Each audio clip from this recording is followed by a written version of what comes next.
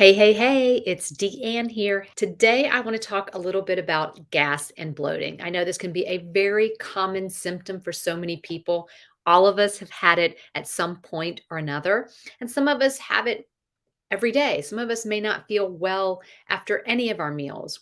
All right, so first we're going to go through why you actually have gas and bloating. There's many different reasons, so we're going to go over each of those and then what you can do.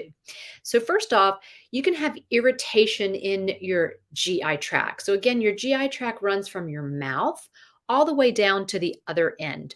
And it's lined with cells, and we don't want anything and everything to be able to go through the wall of the intestines. We're very selective of what can move through.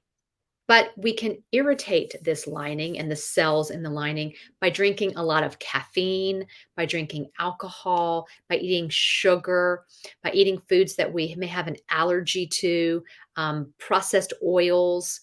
So there's lots of different things, stress, there's lots of different things that can irritate those walls. So that can actually cause gas and bloating. Moving on, lack of enzymes. So we have many enzymes. We have enzymes that start in our mouth, then we have enzymes in our stomach. The pancreas releases enzymes. So there's lots of different things that are going to be breaking down our food into smaller particles so we can actually get the vitamins and minerals out of what we're eating.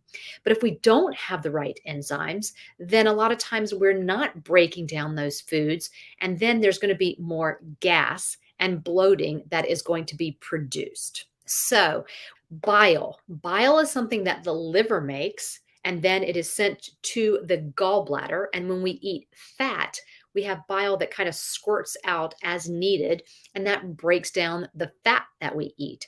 So, if we are not producing enough bile, if it's not being released properly from the gallbladder, then again, you can have gas and bloating. And stress. Stress is a big one. And again, it goes back to it can really irritate those walls of the intestine. Stress, the main problem with stress is that when you're stressed out, you are in the sympathetic nervous system. You're in that fight or flight. Your body's ready to run or fight somebody. And that is not the system that our digestive system needs to be in. So, therefore, the digestive system doesn't work properly. So everything is kind of thrown off if you're stressed while you're eating. So that's definitely something to remember. We really have to figure out the best way for you to handle your stress.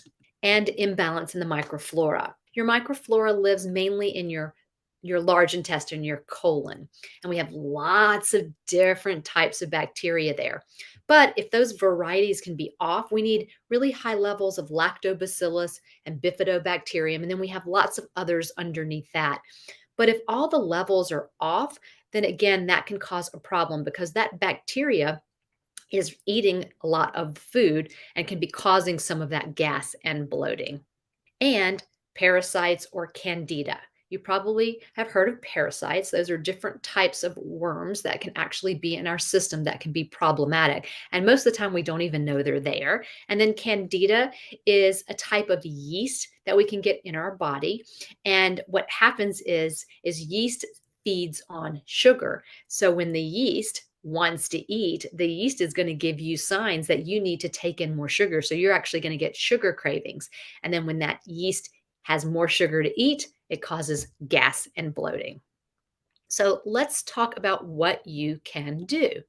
So, what you eat. Dairy is usually the food group that is most commonly a cause of gas and bloating. And because as we get older, we don't really have the enzyme to break down the dairy. So it can cause a lot of gas and bloating. So if you're having a lot of it, I recommend that you do a little experiment and you try to eliminate dairy from your diet and see if that helps. How you eat. So again, you need to be in the parasympathetic nervous system in order to eat. You have to be calm because that's the only time that your body actually can digest food. So, breathing, if you're making your own food, then it's really nice to just breathe or make your food to music, dance around. Then you'll be calm and you'll be in that parasympathetic nervous system. If you're not making your food and you're getting it as takeout or sitting down or something, stop and pause before you eat. Take a couple of deep breaths in, and then you want to eat slowly. Okay. You want to take a bite of food and chew and chew and chew and chew. That's really, really important because we want to break down the food to the smallest particles because the larger the food, again, the more gas producing it can be.